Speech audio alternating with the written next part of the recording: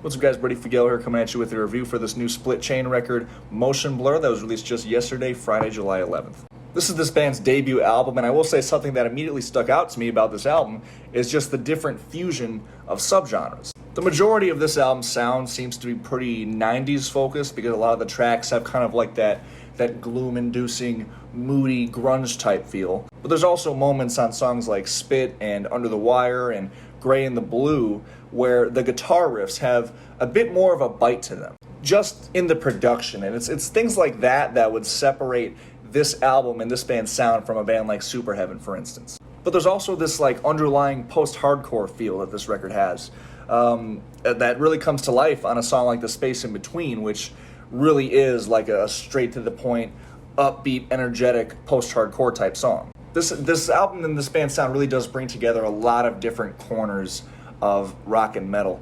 Wikipedia said they were nu metal, they classifiably nu metal. I disagree with that. At its core, I think I would call this record a even mix between alternative metal and post-hardcore. But we're not here to just classify this band's sound. We're here to talk about these songs. There are a good amount of songs on this record that I would say I enjoy quite a bit. My favorite has to be Bored, Tired, Torn. This track, like pretty much every other song on this record for the most part, is very straightforward, very to the point, but it's such an irresistible song just because of how catchy it is. I mean, that chorus is just an absolute knockout of the park. That chorus registers with me as, and I mean this in the best way possible, having like that slightly like juvenile feel of 90s grunge, just with a more cleaned up and modern production, and even stylistically some more modern elements. The instrumentals in the chorus being a great instance of that. They just sound a lot more full than a lot of the 90s grunge type stuff would sound like when it's more just, I guess, stripped back, more, I don't want to say unrefined, I guess just having like a dirtier feel overall. This song, the chorus is just absolutely massive and full sounding. Another song that does that really well is 2 tracks later, the song Rookie. It just, again, has a really full and saturated chorus that really does feel like it's the center point of the song, which isn't a bad thing as long as it's memorable and the other parts at least still feel cohesive with it, like they're adding to it. Something a little obscure that stuck out to me about this song that I really loved was both stylistically and performance-wise and on the production front, the drums in the intro. You can actually hear the flams. If you don't know what a flam is, it's essentially like a beat where you're hitting both drumsticks at the same time but slightly off time. So it sounds like it's 2 beats but really close together. In terms of the mix in particular, flams usually aren't something that are easily audible to the listener because of just production and all the other instruments being played. In the intro of the song and throughout most of the song, the flams are very audible. I loved hearing that as a listener, especially as a multi-musician, and drums were my main instrument. In the middle of the record is when you get several of the album's heaviest moments. You have the song Spit, which has this mid-tempo 6/8 bounce to it. This track, along with Subside later in the record, are probably the tracks where screaming is most prominent. The song overall, despite all the production details I've given so far, manages to still sound pretty mean. It's an aggressive song overall. There's also that moment at like around the 1:15 mark where the music all drops out and you get like this atmospheric break. I thought that was a cool touch, and in this case, it actually adds a lot to the heaviness and the aggression of the song. I do think the riffing in this song gets a little bit repetitive and predictable, and it's actually almost the exact same main riff as the lead single from Seether's album that came out last year, Judas Mind. Do I think that was intentional? No, not at all, but I did notice it. Subside 2 is a cool track. I especially love the intro of this song, how it kind of has like that start-stop thing going along with the vocals that sound really just smooth over it. The song overall kind of feels like it's spiking, and I mean that in a good way because it has this like really mean, aggressive, heavy pre-chorus that gives way to a much more melodic chorus. Stuff like that is difficult to pull off, especially to me, because a lot of times bands will try to do this and then it'll kind of end up feeling jostling and like it's 2 different songs combined into one. This song feels really smooth despite its mood shifts. I like the track Headway. It's got these fun bouncy verses and the chorus just has these like huge bright synths in the background that add a lot to the song. And speaking of huge and energetic, I can't forget the track Who Am I? That's one of my favorite cuts on here as well. This song is just so energetic and it feels like it's just like, it feels so uplifting. It's got this irresistible chorus with, again, some chiming bright synths in the background that add a lot. Again, a song that amps up the post-hardcore influence that this band has. Dare I say, maybe like a little bit of pop punk even in there. I also can't forget the intro track, Under the Wire.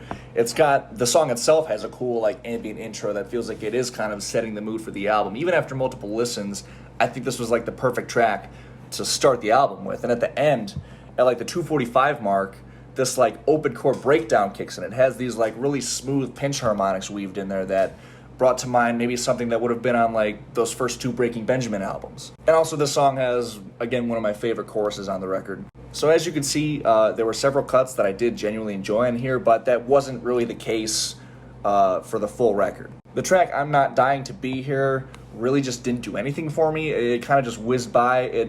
While other tracks like Bored, Tired, and Torn and Who Am I register with you and are songs that you instantly want to repeat, I'm Not Dying to Be Here to me doesn't really have that same impact. It's less catchy, overall less emotional, just overall a textbook filler track. Not a bad song, just doesn't offer anything new to the album. I also really didn't like the closing track on here, My Mistake, which is their attempt at a ballad. The only thing I liked about this song was actually the ending. And I don't say that because it's like the ending of the song. I'm not trying to make a joke or anything. The song actually has like a cool outro to the album. But unfortunately, everything that comes before that outro in this song is just like the most unconvincing, like weak grunge type ballad I've heard maybe all year. Don't get me wrong, this is a very angsty album. Sometimes even the angst itself gets a little overwhelming, which is oftentimes my running criticisms of bands with this type of sound. And maybe it's just because it's the last song on the record, but even when I listened to it individually, it didn't do anything for me. And this is the ballad on the album. It's supposed to be arguably the most emotional part of the record. The slow song, the emotional song, the deep song. This is what ballads, that's the purpose that ballads serve. Structurally, I found it to be really, really predictable in a sense that it's quiet for like the first 2/3, then it starts building up energy, and then it kicks in. But at that point, the kick in itself sounds almost out of place because of just how downtrodden and angsty the first 2/3 of the song is. For this type of song to work, there's any song that tries to ascend into like a big kick in at the end, there has to be like, you got to have that energy kind of building. And this song just doesn't really establish any of that energy before it kicks in. And this also will feed into one of my main overarching criticisms of this album, is that the songs themselves, oftentimes their straightforward nature works in their favor, like on a song like Bored, Tired, Torn. My issue is that pretty much every song on here is really structurally simple. Oftentimes it makes the whole song sound a little repetitive, like on Spit, like I mentioned earlier, and even songs I enjoy, like Rookie and Who Am I. It's not as fun when you listen to a song the first time and you feel that you could predict exactly when things are going to happen.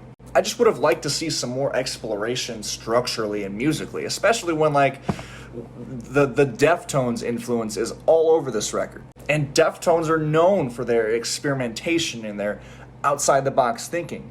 I think this band could have incorporated a lot more of that on this record, especially on a track like My Mistake, the closing track that I was just talking about. But overall, stylistically, I will say that this album pretty much accomplishes what it shoots for, at least to my ears. The only other real gripes I have were that on a few songs, the vocals sound a little bit nasally, and on the heavier tracks in particular, on the guitar, I do wish there was more of like a riff-focused approach, as opposed to there just being a lot of open chord melodies being played. But the production of this record is great. The guitars and the drums in particular sound awesome. I do think if the bass was maybe a little bit higher in the mix, it might have added a lot to some of these songs, just because of the moods these tracks are going for, just these really moody, gloomy, thick type of songs. I think a real thick, prominent bass line in this mix would have added a lot to that. But that wasn't anything that like frustrated me. The mix itself still sounds really good. That's just kind of something I thought of. But anyways, I mean, this is a really solid debut album. I liked almost every song. I mean, the closing track, My Mistake, was probably the only track I'd say I didn't and don't like. But considering this album's straight-to-the-point nature, the fact that they could still come out with this rock solid of a debut record and not have the entire thing feel repetitive or dumbed down or anything, that's an accomplishment. This album gets a 20 out of 30 for me. As always, thank you guys so much for watching. Remember to hit the subscribe button for more rock and metal-related content. Also, check out the description of the video for my Instagram, Spotify, Threads links, as well as a link to my original music. If you've heard this record, make sure to comment your thoughts on it below. And once again, thank you guys so much for watching, and I'll catch you guys later. Peace.